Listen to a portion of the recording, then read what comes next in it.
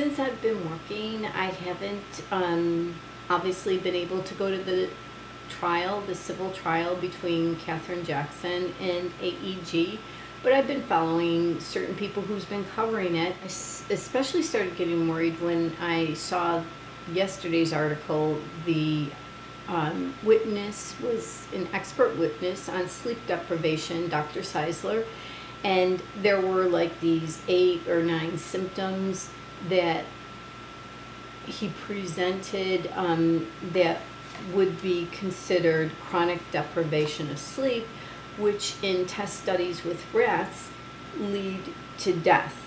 And it seemed that Michael Jackson had a lot of these symptoms. And were these symptoms only sleep deprivation? No, they weren't. They could have been, there could have been a lot of reasons for this, but this Dr. Seisler was convinced that Michael Jackson had been deprived of sleep. I listened to Travis Payne and to Stacy Walker. I also think a lot of the symptoms could have been flu-like symptoms, and that's how I want to believe it, because, you know, Travis Payne was seeing him on a daily basis, or at least showing up at his house on a daily basis, ready to work with him, and he didn't seem to think there was as much of a problem as some of these other witnesses did. Even though I wasn't in court the other day when they showed Prince's deposition,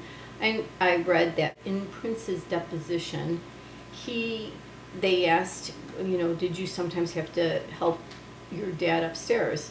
And his answer was no, he wouldn't have been able to. I mean, everything is a matter of interpretation.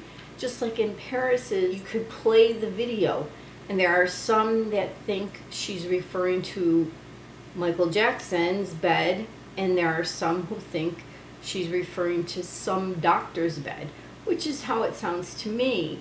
But it's all a matter of interpretation, and it's the same thing. Travis Payne was working with him, and he didn't see a man that was addicted or dependent on drugs. He didn't see a man who seemed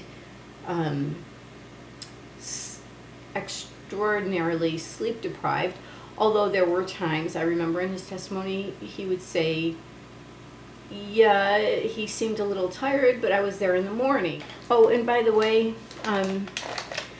this doctor, this expert witness doctor, worked with Shaq O'Neal, and I just think that there's a connection there. Getting back to Paris's deposition, I thought it was strange that she did confuse people and misdirected people with the doctor, and then tells the story about Grace was so obsessed with him that she would lie and say that she was his wife, and he'd wake up and she'd be in his bed.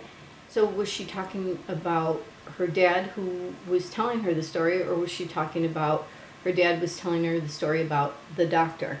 And, you know, just speaking of that, Paris Jackson, she's always said she wanted to grow up, and I think it's grow up and be like her dad. For the longest time, she wanted to be in show business.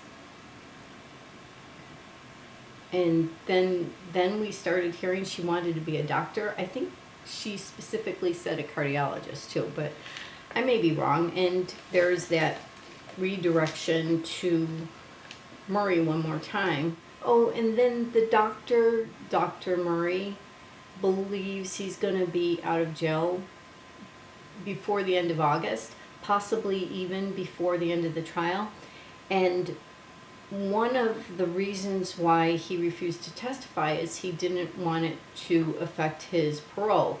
But now, because of something that's going on in the state of California, he may wind up getting out before the end of August. And if the trial goes that long, who knows, he may wind up taking the stand. And then there's this little Michael Jackson news, but it's really about Russell Crowe, how Russell Crowe says that Michael Jackson used to prank call him.